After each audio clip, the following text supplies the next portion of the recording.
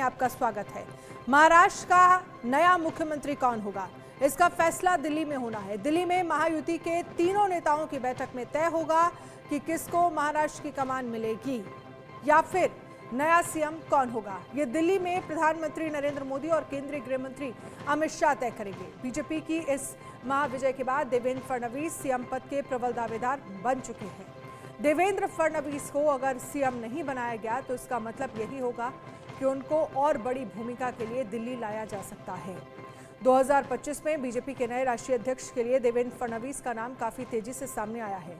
आज शाम मुंबई में देवेंद्र फडणवीस के घर पर महाराष्ट्र भाजपा कोर कमेटी की बैठक बुलाई गई है, जिसमें भावी सीएम पर भाजपा अपना दावा ठोक सकती है। 133 सीटें खुद भाजपा ने जीती हैं और इसीलिए इस मौके को भाजपा यूं ही नहीं छोड़ेगी। मुंबई में कल महायुति के विधायक दल की बैठक भी होगी और उसके बाद दिल्ली में महाराष्ट्र के सीएम के नाम पर फैसला होगा। कल महायुति के तीनों नेता राज्यपाल से मिलकर सरकार बनाने का दावा पेश कर सकते हैं। शपथ कार्यक्रम मुंबई के वानखेड़े स्टेडियम में होगा, जिसमें प्रधानमंत्री नरेंद्र मोदी भी शामिल होंगे। सभी भाजपा और एनडीए शासित राज्यों के सीएम को भी बुलाया जाएगा, जो जानकारी अभी तक सामने निकल कर आ रही है। लेकिन अब सीएम चेहरा आखिरकार कौन होगा, इस पर पेच फंसा हुआ है। हालांकि ये कहा जा रहा है कि 48 घंटे अभी और इंतजार करना होगा सीएम के चेहरे को लेकर। और सवाल दूसरा ये भी है कि क्या बीजेपी कोई सरप्राइजिंग फेस सामने रख सकती है महाराष्ट्र के लिए सीएम चेहरे के लिए। इस पर ज़्यादा जानकारी के लिए डिरेल मिरांडा हमारे साथ मुंबई से जुड़ गए हैं। हिमांशु भट्ट वरिष्ठ पत्रकार, अरविंद मोहन कंसल्टिंग एडिटर हमारे साथ जुड़ गए हैं, रितेश मिश्रा रांची से हमारे साथ जुड़ गए हैं। सबसे पहले डिरेल मैं आपके पास आना चाहूंगी। बैठक जो है वो दिल्ली में चल रही है सीएम के चेहरे को लेकर, क्या जानकारी महाराष्ट्र में क्या सामने निकल कर आ रहा है, किसका नाम सबसे आगे चल रहा है? देखिए, फिलहाल तो मैं मौजूद हूँ उप मुख्यमंत्री देवेंद्र फडणवीस इनके आवास के बाहर, और हम देख पा रहे हैं सुबह से जो है बीजेपी के सभी विधायक जो है वो देवेंद्र फडणवीस इनको मिलने के लिए जो है उनके सागर बंगले पे सुबह से आ रहे हैं। तो दूसरी तरफ आज एनसीपी अजित पवार गुट की भी एक बैठक जो है वो सुबह हुई, जिसमें एनसीपी के सभी विधायक ने विधायक दल का नेता पद में अजित पवार को जो है वो चुना है। तो अभी कुछ ही देर में शिवसेना जो शिंदे गुट की है उनकी भी एक बैठक होने वाली है ताज होटल में, जहां वो वहां पर भी जो है अपना विधायक दल का नेता चुना जाएगा। और दूसरी तरफ सूत्रों के मुताबिक कल एक बीजेपी की विधायक दल की बैठक मुंबई के दादर बीजेपी ऑफिस में होने वाली है, जहां बीजेपी भी जो है अपना विधायक दल जो है वो चुनने वाले हैं, जिसमें देवेंद्र फडणवीस का नाम जो है वो आगे है। और सभी तीनों पार्टी के विधायक दल के जो नेता है उनकी एक बैठक होगी और उसी बैठक में जो है वो सीएम पद का नाम जो है वो चुना जाएगा। और उसके बाद दिल्ली में एक बैठक होगी और दिल्ली के वरिष्ठ नेता जो है इस पे कन्फर्मेशन देंगे। लेकिन फिलहाल हम देख पा रहे हैं कि तीनों पार्टी के जो नेता है वो चाहते हैं कि उनके पार्टी के जो लीडर है वो सीएम बने। अजित पवार गुट की जब बैठक हुई तो अजित पवार गुट के विधायकों का ऐसा कहना है कि अजित पवार जो है मुख्यमंत्री बनना चाहिए। शिवसेना शिंदे गुट के विधायकों का कहना है कि शिंदे मुख्यमंत्री बनना चाहिए। तो दूसरी तरफ बीजेपी के जो विधायक है उनका कहना है कि बीजेपी जो है वो महाराष्ट्र में सिंगल लार्जेस्ट पार्टी चुनकर आई है, तो बीजेपी का जो है वो अगला मुख्यमंत्री होना चाहिए। लेकिन इस पर जो है अभी दिल्ली हाईकमांड जो है वो इस पर निर्णय लेगी, क्योंकि तीनों पार्टी के जो वरिष्ठ नेता है एकनाथ शिंदे, देवेंद्र फडणवीस और अजित पवार, तीनों में एक बैठक होने वाली है, जिसमें महाराष्ट्र के मुख्यमंत्री कौन होगा इसके बारे में चर्चा की जाएगी। उसके बाद दिल्ली हाईकमांड के साथ एक बैठक होने वाली है और शायद कल ये बैठक रात को भी हो सकती है दिल्ली में, ऐसे सूत्रों के मुताबिक पता चल रहा है। लेकिन महाराष्ट्र का मुख्यमंत्री कौन होगा ये सवाल जो है अभी तक उपस्थित है और इसका जवाब जो है अभी तक आया नहीं है। लेकिन डिरेल मिरांडा आपके पास मैं आऊँगी, आगे आप रहिएगा हमारे साथ। हिमांशु भट्ट हमारे साथ है, वरिष्ठ पत्रकार। हिमांशु जी, जो महाराष्ट्र को लेकर सीएम चेहरे को लेकर कहानी चल रही है, ये कह सकते हैं कि कौन हो सकता है। बीजेपी एक तरफ सिंगल लार्जेस्ट पार्टी, 132 सीटें 149 सीटों पर चुनाव बीजेपी ने लड़ा और ऐसे में स्ट्राइक रेट 89% लगभग हो जाता है बीजेपी की जीत का। और वहीं अगर हम शिंदे गुट की शिवसेना की बात करें तो ये प्रदर्शन भी एक तरह से आप महाविकास अघाड़ी ने जितनी सीटें नहीं जीती हैं उतनी उससे ज़्यादा सीटें जो है वो शिवसेना शिंदे गुट ने जीती हैं। ऐसे में सीएम के चेहरे को लेकर क्या लग रहा है आपको, क्या दाव जो है वो लगाया जा सकता है देवेंद्र फडणवीस के नाम पर, या फिर कोई सरप्राइजिंग फेस सामने आ सकता है, कोई नया चेहरा बीजेपी आगे रख सकती है क्या महाराष्ट्र के लिए? जी, दो तीन हकीकतें हैं जिसको इसका जवाब देने मुख्य प्रधान रह चुके हैं 5 साल। दूसरी बात, हिमांशु जी, आपकी आवाज़ हम तक ठीक से नहीं पहुंच पा रही है। हम दोबारा से एक बार आपसे कनेक्ट करने की कोशिश करेंगे, उसके बाद आप रखिएगा अपनी बात। हमारे साथ अरविंद सर भी जुड़े हुए हैं। अरविंद जी, आप इसे कैसे देख रहे हैं? क्या कोई नया चेहरा या फिर देवेंद्र फडणवीस, और कल एक बयान जो है वो एकनाथ शिंदे की तरफ से भी सामने आया था, उनकी तरफ से ये कहा गया था कि ऐसा कुछ पहले से डिसाइड नहीं किया गया था कि कोई भी पार्टी की अगर ज़्यादा सीटें आती है तो फिर सीएम उस पार्टी से होगा। नहीं, क्लेम सब लोग करेंगे और मुख्यमंत्री शिंदे हैं तो उनका क्लेम भी है अपनी जगह। जब अजीत पवार की तरफ से क्लेम होने लगा तो उनकी तरफ से क्लेम में कोई हर्ज नहीं है। लेकिन जो जीत जिस किस्म की हुई है, जितनी बड़ी हुई है, और उसमें बीजेपी का जो हिस्सा है, वो ये क्लेम बीजेपी के हाथ में ला देता है। और बीजेपी के भी नेताओं में अगर हम देखेंगे तो उसमें देवेंद्र फडणवीस का दावा सबसे ऊपर होता है, क्योंकि आज की तारीख में महाराष्ट्र बीजेपी का मतलब देवेंद्र फडणवीस हैं। टिकट बंटवारे से लेके चुनाव लड़ना, रैलियां करना, हर स्ट्रेटजी बनाना। और पिछली दफे जब शिंदे चीफ मिनिस्टर बने हैं तो एक तरह से उनके हक को पीछे करके पार्टी के हित में उन्होंने फिर दोबारा एक बार डिक्लेयर किया कि मैं नहीं आऊंगा सरकार में। फिर पार्टी को लगा कि वो बाहर रहेंगे तो उससे पावर सेक्टर 2 बन जाएंगे और उसमें मुश्किल होगी, तो फिर वो सरकार में भी आए। तो देवेंद्र फडणवीस का दावा सबसे ऊपर है और किसी खास स्थिति में ही उनके दावे को मुझे लगता है कि झुठलाया जा सकता है। कि जिस तरह की विधानसभा बनी है उसमें अब बाजी सब कुछ बीजेपी के हाथ में है। अब कोई भी ये करके कि बगावत करके उधर चले जाएंगे तो कुछ कर लेंगे, इस तरह की स्थिति अब बची नहीं है। मैंडेट इतना साफ लोगों ने बीजेपी का हक में दिया है कि बीजेपी को ही फैसला करना है। और बीजेपी के अंदर कोई अगर बड़ी योजना और नहीं है, जैसे अध्यक्ष की बात चल रही है या उनको सेंटर में लिया, और उसकी कोई वजह नहीं समझ में आती कि उनसे ऐसा बैर क्यों हो जाएगा किसी को कि उनको बाहर महाराष्ट्र की पॉलिटिक्स से किया जाए।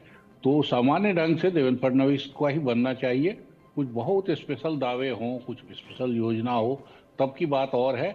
और हमने देखा है कि बीजेपी ने एक और काम किया है कि ये जो जातिवार बंटवारा होता है कि फला जाति का दबदबा है तो उसी का चीफ मिनिस्टर हो, ये उन्होंने तोड़ा है हर जगह लगभग।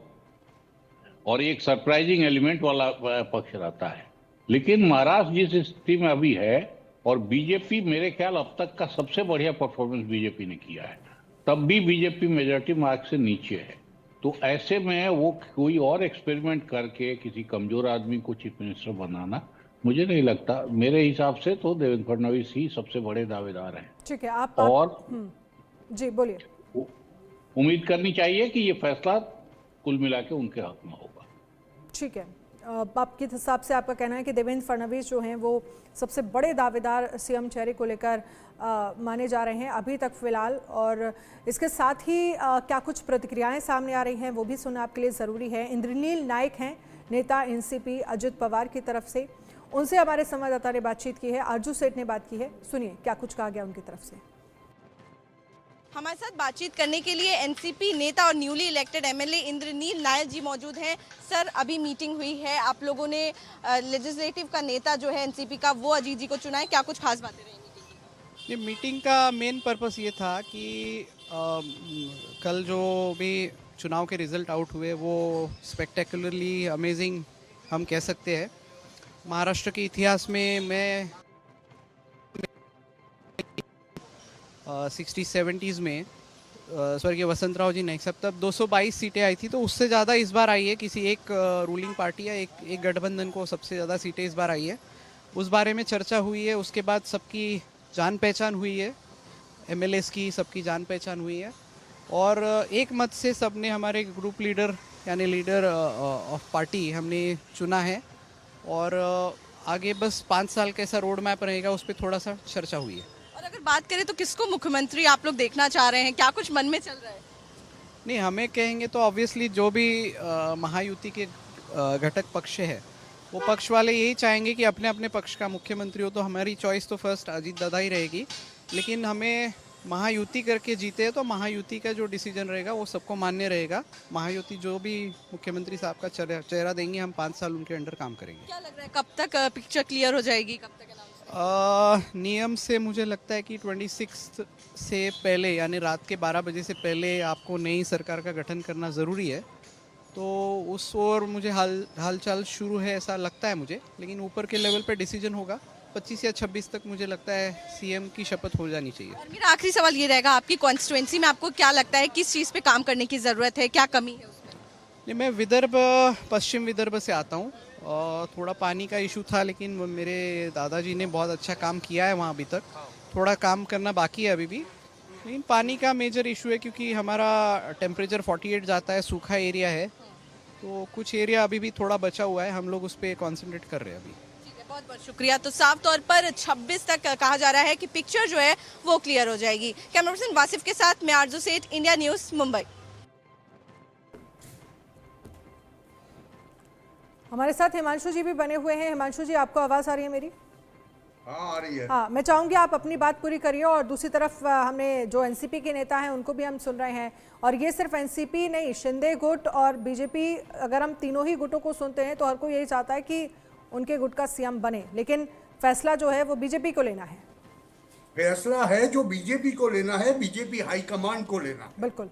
और आप ये बात याद रखिए कि चुनाव में जाने से पहले बीजेपी के दोनों सर्वोच्च नेता नरेंद्र मोदी और अमित शाह दोनों कह चुके हैं कि हम एकनाथ शिंदे की अगुवाई में महाराष्ट्र के चुनाव लड़ेंगे। तो शिंदे का कंटिन्यूएशन चालू रहेगा, ऐसा मेरा मानना है। हाँ, देवेंद्र फडणवीस जो थे वो मुख्यमंत्री भी थे और उसके बाद 2.5 साल पार्टी के कहने के ऊपर, अपनी ख्वाहिश से नहीं, पार्टी के कहने के ऊपर नायब डेप्यूटी चीफ मिनिस्टर। अभी ऐसे में एक चीज समझना जरूरी है कि Devendra Fadnavis is very close to Sangh के कई नेताओं के साथ में उनका नागपुर कनेक्शन है। अभी ऐसी स्थिति में मुझे यह ताज्जुब नहीं होगा कि अगर बीजेपी हाईकमान शिंदे के साथ कंटिन्यू करे और देवेंद्र फडणवीस को सेंटर में लाके या कोई यूनियन मिनिस्ट्री दी जाए, वो नहीं, अगर समझ लो वो खट्टर के साथ जाना चाहते हैं, मनोहर लाल खट्टर के साथ जाना चाहते हैं या दूसरे कोई नेता के साथ जाना चाहते हैं, तो देवेंद्र फडणवीस भाजपा के नए राष्ट्रीय अध्यक्ष बने, उसमें भी मुझे कोई ताज्जुब नहीं होगी। और ऐसी ही बात रिवर्स में चले, अगर समझ लो कि भाजपा 132 सीटें जीती है और वो एमएलएस का बहुत प्रेशर आए कि भाजपा का सीएम ही होना चाहिए, अगर वो सेंस आती है भाजपा हाईकमांड को, तो फिर शिंदे को समझाया जाएगा और उनको यूनियन कैबिनेट में दिल्ली लाके देवेंद्र फडणवीस को यहाँ का सीएम बनाया जाएगा। मगर वो पॉसिबिलिटी मेरे हिसाब से नंबर 2 है। पहली पॉसिबिलिटी ये है कि Eknath Shinde will continue as a chief minister, और उन्होंने बहुत स्पष्ट एक संकेत दे दिया है कि ऐसी कोई बात नहीं हुई थी कि जिसके एमएलए ज्यादा उसका सीएम होगा। ये सबसे बड़ा आगे वो बहुत मायने रखता है। ये कल जो बयान सामने आया, ये बहुत हद तक ये कह सकते हैं कि स्थिति जो है वो साफ करता हुआ दिख रहा था कि इस तरह की पहले कोई बात हुई नहीं थी। तो लग यही रहा है कि हो सकता है बीजेपी जो है वो एकनाथ शिंदे के साथ जाए और केंद्र में जो है वो देवेंद्र फडणवीस को जगह मिले। हालांकि अरविंद जी का ये मानना है कि देवेंद्र फडणवीस के नाम को उनको आगे रखना चाहिए। अब देखना ही होगा। हालांकि ये कहा जा रहा है कि 24-48 घंटे इंतजार करना होगा, स्थितियां साफ हो जाएंगी। आप सभी खास मेहमान हमारे साथ रहिएगा, आगे भी इस पर हम चर्चा करेंगे।